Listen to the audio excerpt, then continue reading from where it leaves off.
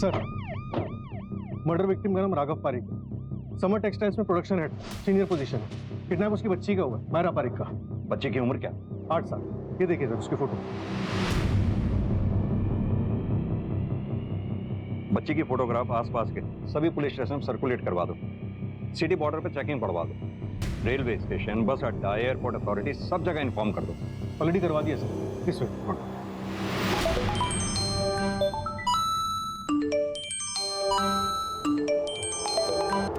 कुछ चोरी भी हुआ क्या? नहीं, तो घर में किसी फोर्स एंट्री की निशान भी नहीं है। हटाओ। रमन, राघव का बड़ा भाई, सुबह सुबह अचानक मेरे पास अपर्णा का फोन आया कि ये सब हो गया है। राघव और मेरी भतीजी मायरा। सर प्लीज, मैं रिक्वेस्ट कर रहा हूं आपसे, मेरी भतीजी मायरा को बचाइए सर। मायरा को ढूंढने में कोई कसर नहीं छोड़ेंगे, आप फिक्र ना करें। एक बात बताइए, राघव की फैमिली का किसी से कोई झगड़ा या फिर आप लोगों को किसी पे कोई शक? नहीं सर, राघव का किसी के साथ ऐसा कोई झगड़ा नहीं था जिसकी वजह से कोई इस तरह से। अमन, संभालिए अपने आप को। एक बात और पूछना चाहूंगा, ये अपर्णा जी हाउसवाइफ हैं या फिर काम करती हैं? अपर्णा अहमदाबाद में अपना ब्यूटी पार्लर चलाती है, अहमदाबाद के मेन मार्केट एरिया में। अपर्णा जी, माफी चाहता हूं, आपसे कुछ सवाल जवाब करने पड़े। हमारे पास समय नहीं है, हमें जल्द से जल्द तहकीकात करनी है। क्या देखा था आपने? राघव, क्या हो गया तुम्हें? राघव ने मायरा? इतना सब कुछ हो गया और आप सोती रही, जबकि आपका बेडरूम भी ज्यादा दूर नहीं है। सर, मेरी बेटी को ढूंढे। मेरा पति मर गया, लेकिन मेरी बेटी तो अभी भी जिंदा है ना। आप मेरी बेटी को ढूंढिए। ये उल्टे सीधे सवाल मत करिए आप मुझसे। देखिए सर, अपर्णा नींद की दवाई लेती है, इसलिए शायद इसकी नींद नहीं खुली होगी। लेकिन ये सब सवाल पूछ के आप कहना क्या चाहते हैं? संजय, जिसने भी ये मर्डर किया है, बच्ची को किडनैप भी उसी ने किया है। अब समझना ये है कि वो मर्डर के लिए आए थे तो बच्ची को किडनैप करना पड़ा, या फिर वो बच्ची को किडनैप करने के लिए आए थे और राघव का मर्डर करना पड़ा, या फिर वो दोनों कामों को अंजाम बड़ी प्लानिंग के साथ देने आए थे। संजय, तुम मर्डर केस के पीछे लगो। राशि, तुम किडनैपिंग केस को ट्रैक करो। सर, हमें इन दोनों केसेस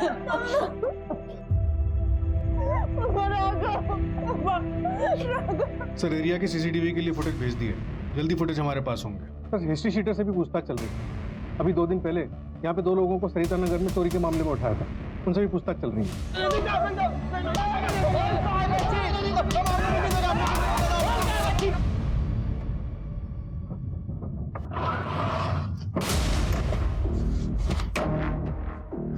मुटाओ।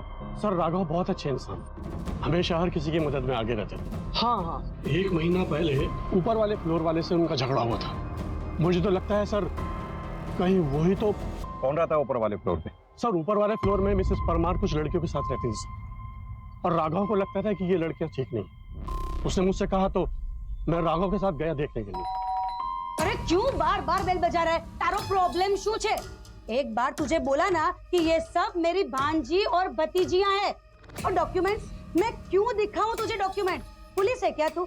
जा, मेरी जान छोड़। जो मैडम, हुआ बिल्डिंग में सेक्रेटरी छू, और आपके रेंट एग्रीमेंट में इनमें से किसी का भी नाम नहीं है। गेस्ट महीने भर तक के लिए नहीं रहते। मुझे सब कुछ पता है यहाँ क्या चल रहा है, और ये सोसाइटी में ये सब नहीं चलेगा। आपको सोसाइटी खाली करनी पड़ेगी कल के कल, वरना मैं पुलिस को बुलाऊंगा। पुलिस का डर दिखा रहा है मेरे को? रुक रुक, मैं तुझे बताती हूँ। हाँ, अब लगा मुझे हाथ। लगा। ये देखिए, ये राक्षस को देखिए। ये राक्षस मेरी जान, मेरी इज्जत लूट रहा है। देखिए इस राक्षस को। हे भगवान, कोई बचाओ, कोई। मुझे पता था यहाँ पे कुछ ना कुछ गड़बड़ होगी, इसलिए मैंने पहले से ही अपने मोबाइल में रिकॉर्डिंग। हूँ भी जोई ले तने करी ले, जे करवो एक करी ले। Get lost. और अगले दिन सर मिसेस परमार फ्लैट छोड़कर चली गई। इतना सब तमाशा होने के बाद उनका फ्लैट छोड़कर जाना, हम सब लोग हैरान थे। इनके दिमाग में क्या चल रहा था हमें कुछ समझ में नहीं आया।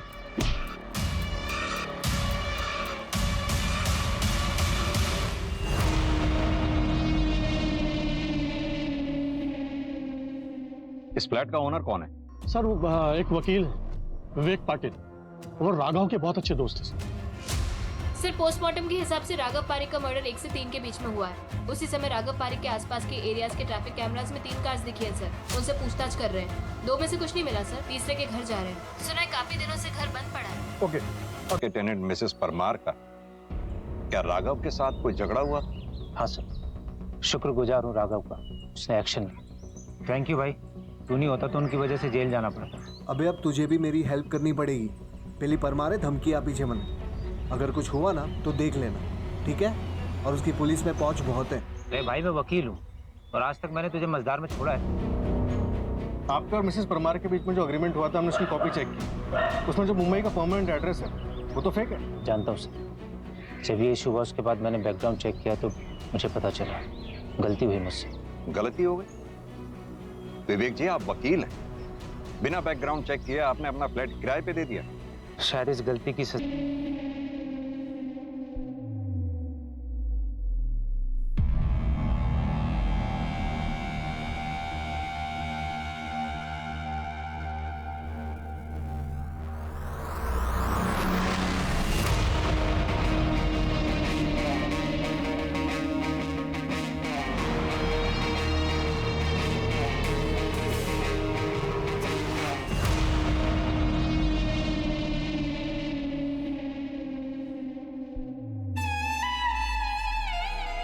देख रहे हैं इतनी देर से।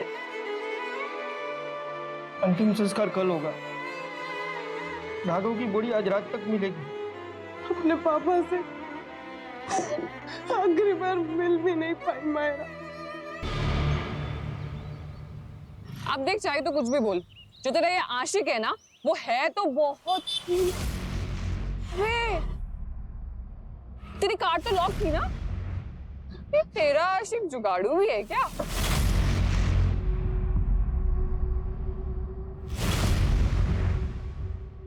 फलक से जमीन तक सदियों से मेरे जैसा आशिक नहीं आया। मेरी मोहब्बत की शिद्दत ऐसी है कि मेरा खून भी उसे बयां करने से रोक नहीं पाया।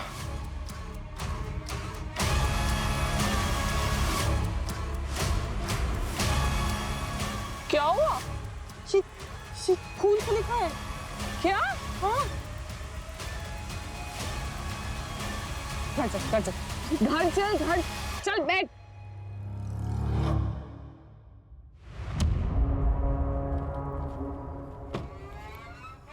अपना हाँ जी, आप कौन? कम वक्त यही तो गलती होती है, सच्चे आशिक को कोई पहचान ही नहीं पाता है। पहचाना?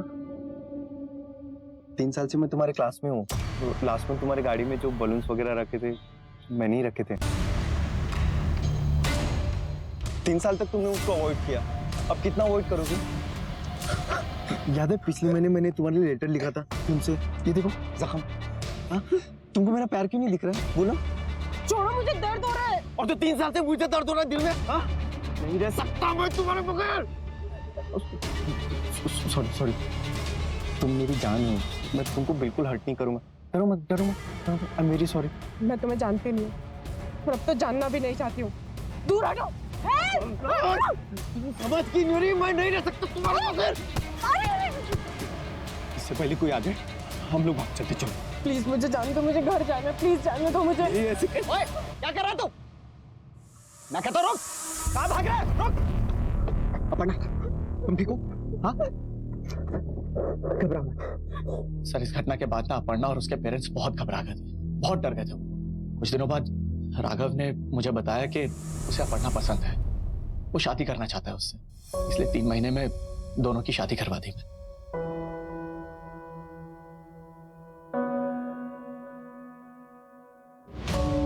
जब सब कुछ सही चल रहा था तो आप लोगों ने बड़ौदा छोड़ा क्यों?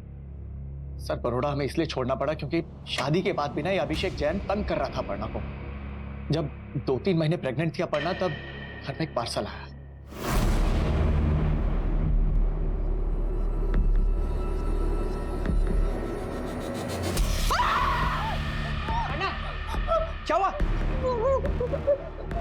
क्या हुआ? क्या ये सब? अपर्णा बहुत डिस्टर्ब हो गई, उसे नींद आनी बंद हो गई थी और यही कारण है कि उसने नींद की गोलियां लेनी शुरू की। और हम लोग तंग आ गए थे सर इस सब से, इसलिए हमने फाइनली डिसाइड किया और हम बड़ौदा छोड़ के यहाँ अहमदाबाद आ गए। और सर वो 3 महीने पहले अपर्णा के ब्यूटी पार्लर में घुसाया था। मुझे मसाज करवाना है। सॉरी सर, ये लेडीज पार्लर है, यहाँ मेल का नहीं होता। थोड़ा आगे जाइए, वहां पर एक मेल सैलून है, वहां करा लीजिए। पता है मुझे, लेकिन मुझे तुम्हारे हाथों से ही मसाज करवाना है। अपर्णा, कितने सालों के बाद देख रहा हूं तुमको, तुम भी उतनी खूबसूरत लगती हो। लेकिन शादी कर ली तुमने, मुझसे दूर चली गई। छूता है ना तुमको, फिर भी बर्दाश्त किया मैंने, क्योंकि मैं तुम्हें देख पा रहा था, लेकिन तुम एक कदम और दूर चली गई। ऐसा लग रहा था कि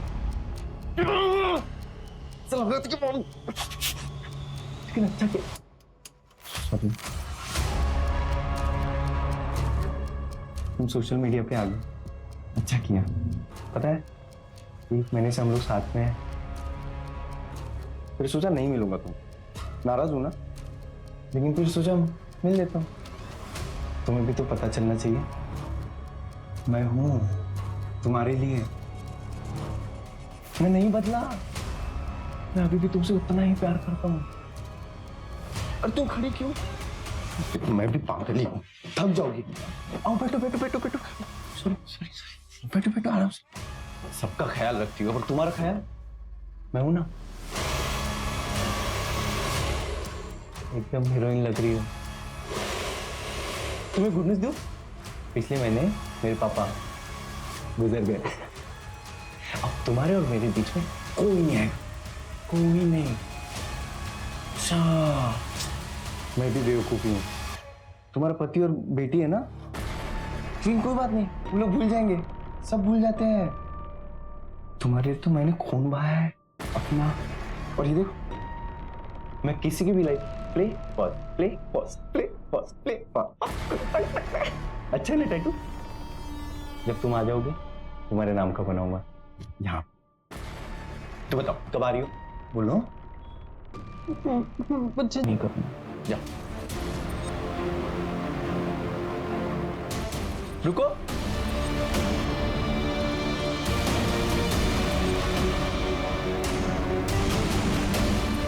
मेरे प्यार में पागल हो गई हो क्या तुम?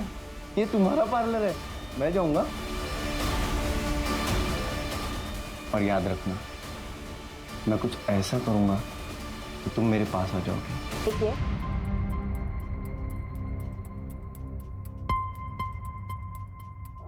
और देखिए,